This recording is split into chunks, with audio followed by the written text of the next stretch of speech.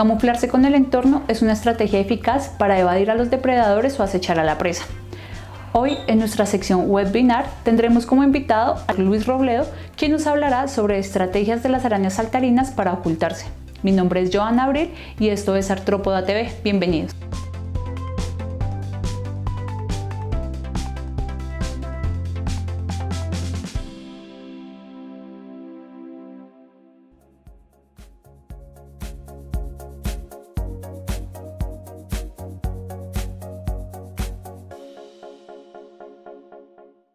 Antes de empezar, quiero agradecerle al grupo de Aracnología y Miriapodología de la Universidad Nacional por la invitación, un grupo en el que tengo grandes amigos y sin duda fueron parte importante de mis inicios como aracnólogo hace ya bastantes añitos.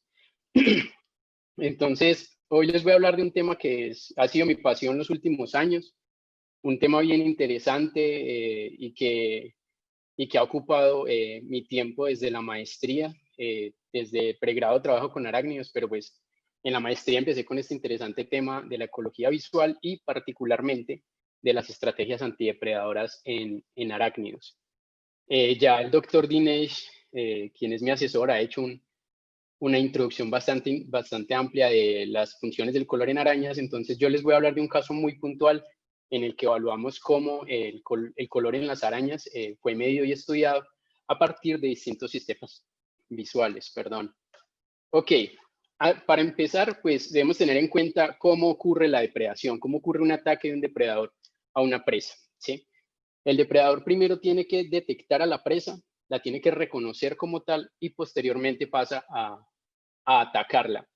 Pero las presas y todos los organismos tienen distintas estrategias que van a actuar de manera diferente en los distintos momentos de la secuencia de detección y ataque. En este sentido, tenemos, por ejemplo, las estrategias primarias o constitutivas, que son las encargadas de actuar evitando la detección de la presa. Entre ellas, entonces, tenemos el camuflaje, la mascarada, que evitan efectivamente la detección. El camuflaje es el punto en el que nos vamos a centrar. Mencionaré las otras de manera muy somera. Por ejemplo, la mascarada, como lo mencionaba ya antes el doctor Dinesh, consiste en parecer cosas inertes en el entorno. Luego están las estrategias que evitan el reconocimiento. A ver, yo puedo saber que hay algo, pero si no puedo reconocer su contorno, no me puedo formar una imagen de búsqueda y saber efectivamente qué es lo que estoy viendo. Y en este sentido, estrategias como la coloración disruptiva, que es un tipo de camuflaje también, el aposematismo y el mimetismo cumplen su cometido. Sin embargo, hay depredadores muy hábiles que son capaces de romper esa barrera y atacar a la presa. Entonces, cuando ese ataque ocurre, cuando hay ese estímulo por parte del depredador a la presa, hay otras estrategias que utilizan muchas arañas, como caer al suelo desde la tela o vibrar en la tela para asustar de cierta manera al depredador y que éste no ataque. Pero, como vieron en el título, nos vamos a centrar entonces en hablar de camuflaje visual, o también hay un término recientemente acuñado, o más bien un término de cripsis que engloba muchas de las estrategias de camuflaje visual en los animales. ¿Qué es camuflarse? Camuflaje, la palabra camuflaje viene del argot militar, viene de una palabra francesa, camouflage, que significa efectivamente esconder elementos militares, elementos de uso militar. Y aplicado a la biología, entonces el camuflaje describe las distintas formas que tienen los animales, las distintas estrategias que tienen para ocultarse, incluyendo, como lo veíamos ahorita, las estrategias que evitan detección y reconocimiento. Claramente podemos ver el búho ahí camuflado en el tronco. Sin embargo, quiero hacer una aclaración y hay un error que es bastante común. La gente suele confundir mimetismo con camuflaje y son dos cosas bien diferentes. El mimetismo consiste en ocultarse, ¿sí? El camuflaje consiste en ocultarse, mientras que el mimetismo es una estrategia que utilizan muchos animales en parecerse a otros animales más peligrosos para evitar ser atacados. Entre ellos podemos encontrar entonces el mimetismo batesiano y el mimetismo mulleriano. Entonces son bien diferentes. La gente generalmente dice, ese organismo está mimetizado en el entorno. La palabra correcta sería decir que está camuflado o que tiene una coloración críptica. Entonces, El perrito está camuflado, el gato es mimético. Ok, el camuflaje animal ha despertado el interés pues, de los naturalistas desde siempre y desde el siglo XIX Darwin y otra gente hacían observaciones de cómo los animales estaban o tenían coloraciones que les permitían pasar desapercibidos, ¿sí? Pero pues en ese tiempo no tenían las herramientas que tenemos hoy día y eso no quedaba sino en observaciones.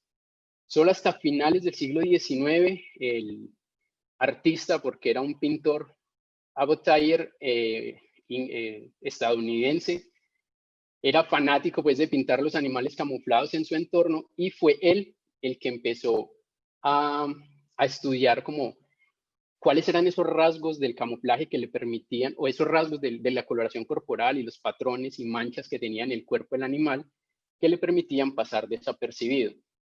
Posteriormente, Hugh Cott en el 40 hace un trabajo bien interesante en el que va a describir con mayor detalle las estrategias de los animales para ocultarse.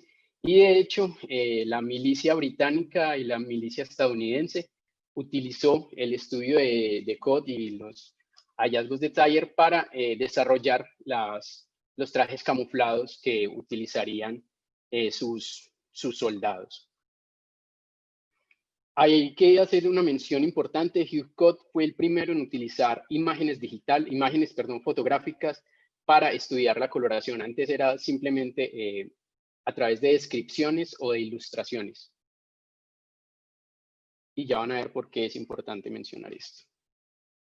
Ok, ¿qué pasa? No pasa, ya. Entonces, hablando de camuflaje visual, y como lo veíamos ahorita en las funciones o en la importancia del color en las arañas particularmente, siendo más generales, debemos mencionar que el color corporal de los animales es un rasgo muy importante para la supervivencia. Le va a permitir termorregular, le va a permitir al animal comunicarse con específicos, dar señales de amenaza a otras especies y le permite ocultarse. Entonces ahí es cuando entra el término cripsis. La cripsis es un término que engloba distintas estrategias de camuflaje visual que utilizan los animales, que modifican su apariencia. Por ejemplo, vemos al pingüino que tiene una estrategia de contrasombreado en el que la parte ventral es más clara que la parte dorsal y eso permite que al verlo desde ciertas perspectivas no se pueda formar una imagen del entorno, del animal, perdón. Luego están los peces, por ejemplo, que tienen coloraciones plateadas y se mueven en cardúmenes, se mueven en grupos muy estrechos. Lo que hace esa coloración es mandar distintas señales visuales al observador que realmente no sabe qué está viendo. Va a haber un montón de luces ahí.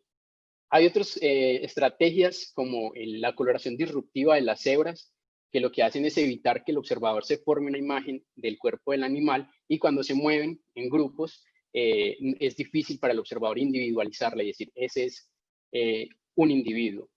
Otros organismos tienen coloración transparente, como estas mariposas de alas de cristal, que les permite también confundirse con el entorno.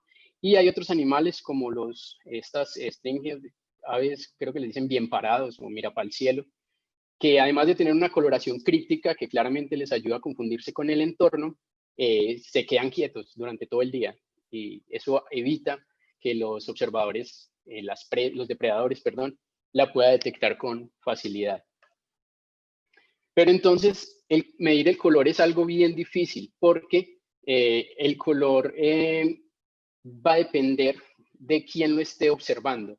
Entonces,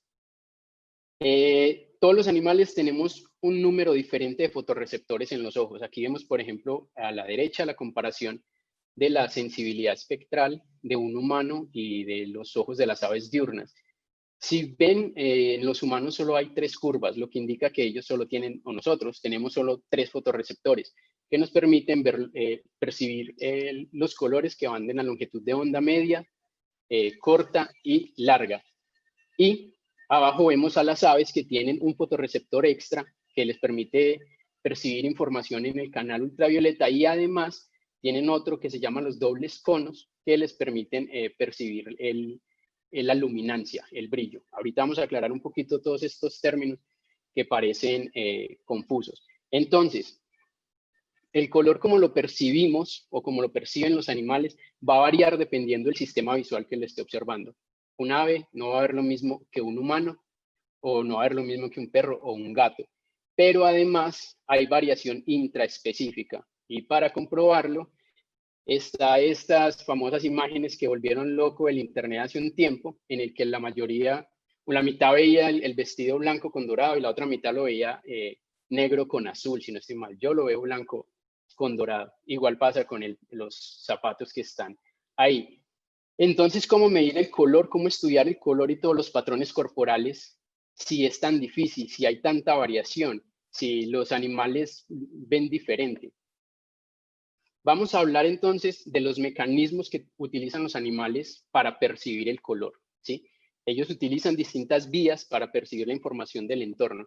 Y hablamos entonces de los mecanismos de percepción acromáticos y cromáticos. Ojo, todo esto está involucrado en el sistema visual del animal, pero en cada uno hay distintos fotorreceptores involucrados. Ya veíamos ahorita lo de los fotorreceptores.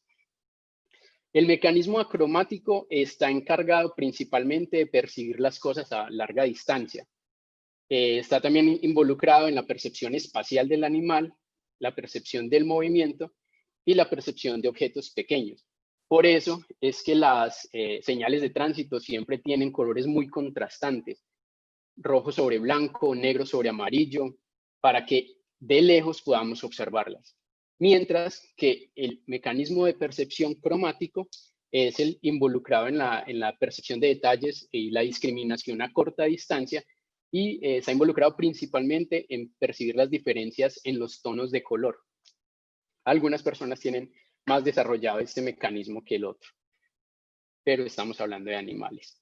Entonces, teniendo en cuenta lo que estábamos hablando de los distintos mecanismos de percepción del color en los animales, vamos a centrarnos en dos estrategias de camuflaje o de eclipsis que son quizás las más estudiadas. A la izquierda vemos la estrategia de concordancia con el fondo, mientras que a la derecha vemos una estrategia de coloración disruptiva. ¿Cómo diferenciamos estas estrategias? En la estrategia de concordancia con el fondo, el animal pasa desapercibido cuando tiene colores o brillos que son similares a los del entorno. Entonces, tanto para el mecanismo cromático como el acromático, el contraste es muy pequeño o casi no hay contraste. Mientras que la coloración disruptiva es lo contrario. En la coloración disruptiva, si ustedes ven las alas de este insecto, tiene marcas hacia los bordes que completamente rompen la forma corporal del animal. Entonces tiene elementos de patrones que son marcas altamente contrastantes y generan esos falsos bordes. Entonces, si el observador ve de lejos, puede saber que ahí hay algo, pero gracias a esa estrategia de camuflaje no va a reconocer la forma de lo que está viendo. Pero para que estas estrategias sean óptimas y el animal pueda pasar realmente desapercibido, debe utilizar un sustrato en el que esa coloración se maximice. Pues sería como, por ejemplo, poner un tigre de Bengala en el asfalto, va a destacarse inmediatamente. El camuflaje del tigre tiene sentido en la selva. ¿Y cómo evaluamos esto? Resulta que actualmente se están usando una serie de estrategias y se desarrolló una rama de la biología bien bonita que es la ecología visual, que es más sencilla de lo que suena. La ecología visual entonces se encarga de estudiar, se encarga de estudiar el funcionamiento de los sistemas visuales de los animales en función a necesidades específicas como búsqueda de alimento, búsqueda de pareja y comunicación. Para esto, la ecología visual toma distintas herramientas de otras ramas de la biología como la ecología, la evolución, la fisiología, necesitamos saber cómo funciona el ojo, la neuroetología, porque necesitamos saber cómo el cerebro está interpretando esa información y de esta manera la ecología visual nos va a permitir simular la percepción de las cosas, de un escenario, de un animal en el entorno, en sistemas visuales animales. ¿Por qué? Hasta antes de la aparición de la ecología visual, todas las señales visuales en animales, el camuflaje, era descrito siempre desde el punto de vista del humano. pero realmente, ¿para quién evolucionaron las estrategias de camuflaje? ¿Para esconderse del humano o para esconderse del depredador inmediato? Entonces, esa es la gran ventaja de la ecología visual y por eso es que la estamos aplicando. Y les presento a las protagonistas de esta charla. Ahorita solo les estaba como introduciendo el tema de camuflaje, de los mecanismos de percepción del color y de dos estrategias en particular que nos interesaba evaluar. Y para evaluar esas estrategias utilizamos a las arañas saltarinas. Las arañas saltarinas o saltícidas es un grupo tremendamente diverso e interesante con más de 6.000 especies actualmente. Tiene una gran diversidad de colores y vemos un repertorio muy amplio de comportamientos en distintos aspectos, depredación, comunicación intraespecífica, el caso típico de la araña pavo real que vemos en la imagen, que tiene un despliegue muy colorido para cortejar a la hembra. Entonces era interesante ver cómo en este grupo tan diverso y tan colorido las arañas se ocultaban, qué estrategias tenían para pasar desapercibidas. Pero aquí hay algo importante, porque entonces las arañas no solo son depredadoras, no solo les interesa esconderse de sus presas, sino también son parte de la dieta de muchos animales como aves, como lagartos, como ranas, como avispas. Entonces a la araña también le interesa pasar desapercibida para esos animales que la están buscando activamente. Para evaluar esto entonces, en un bosque aquí cerca a Jalapa, en México, la ciudad donde vivo, buscamos en la comunidad de arañas dos saltícidos que nos permitieran evaluar esto. Y escogimos a esta especie Anasaitis y a esta especie de la derecha Hilargus. ¿Por qué a estas dos? Resulta que Anasaitis solo se encuentra en la vegetación, solo se mueve sobre la vegetación. Hicimos un estudio de uso de hábitat y nos dimos cuenta que nunca encontrábamos Anasaitis en la hojarasca o en otras partes, en rocas, siempre estaba sobre la vegetación, mientras que Hilargus solo se encontraba en la hojarasca. Entonces, estos animales nos permitieron desarrollar el estudio y como ven, tienen colores corporales bien diferentes, patrones corporales bien diferentes. ¿Cómo lo hicimos? Para esto ya sabíamos por estudios previos que los saltícidos tienen un uso preferente por distintos microhábitats y que hay una correspondencia de la forma, el corporal del animal y el microhábitat que está utilizando. Además, los saltícidos entonces seleccionan activamente lo que les mencionaba ahorita. Anasaitis solo estaba en la vegetación y Largus solo estaba en la hojarasca, pero estudios de comportamiento depredador nos han permitido saber que son capaces de cambiar sus estrategias de forrajeo dependiendo del sustrato en el que estén camuflados. Entonces es un grupo bien interesante. Para esto entonces dividimos la investigación en dos objetivos. En el primero lo que queríamos hacer era describir las propiedades del color tanto de la araña como del fondo que estaba utilizando sin tener en cuenta ningún sistema visual. Queríamos ver las propiedades físicas del color, qué tan parecidas eran la araña y el fondo que estaba utilizando. Luego, en el objetivo 2, ya utilizamos la ecología visual para simular mediante distintas herramientas cómo un depredador y una presa potencial perciben a la araña en el fondo. Es decir, ese contraste que estábamos tratando de evaluar, cómo es percibido realmente por un animal, utilizando los mecanismos cromáticos y acromáticos que les mencionaba ahorita.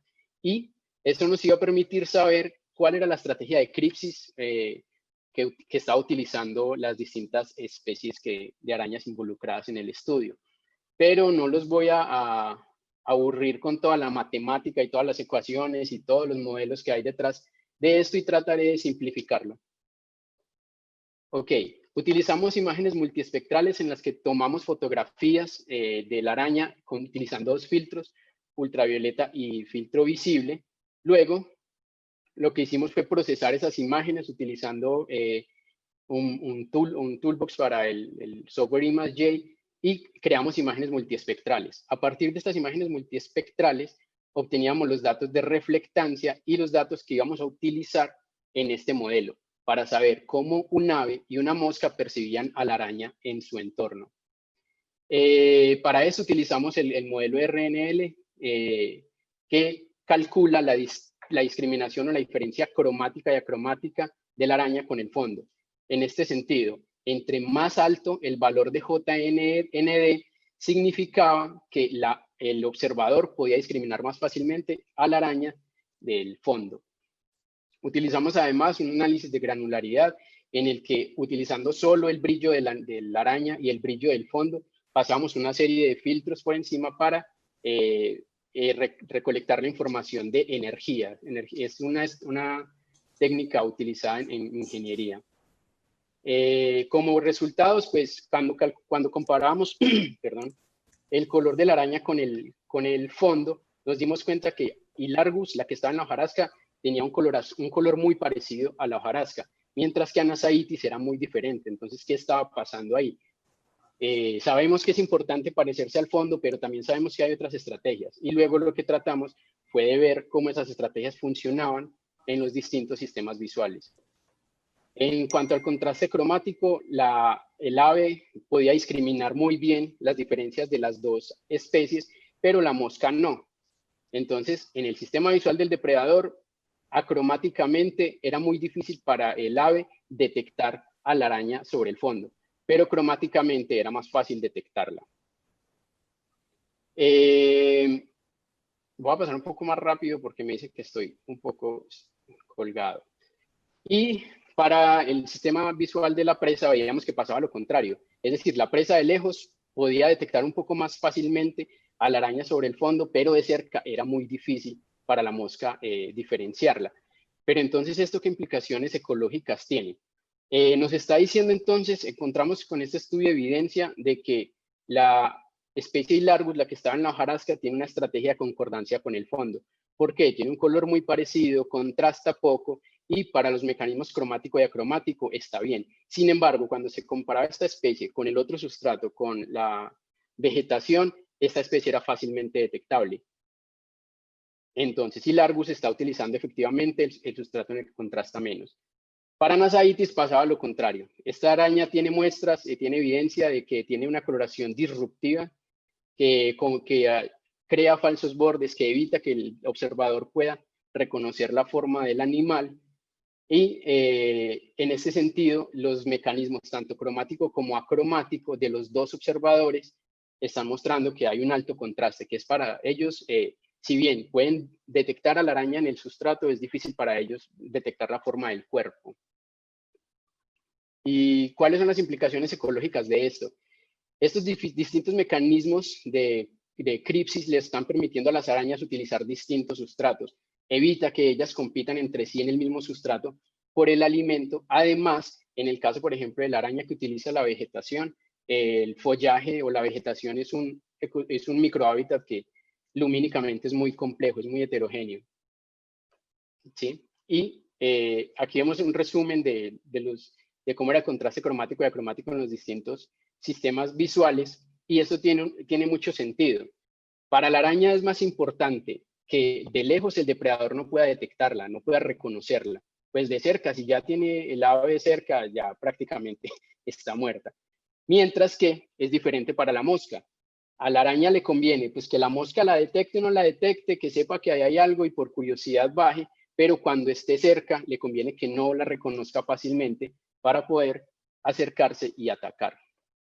En agradecimientos pues al Instituto de Ecología, CONACYT, y a los entes financiadores, al Grupo de Aracnología y Miriapodología de la Universidad Nacional por la invitación, y muchas gracias. Entender cómo funciona el camuflaje animal es muy útil, incluso en épocas de coronavirus. Aquí vemos un humano usando muy bien las estrategias de camuflaje para salir a comprar sus víveres.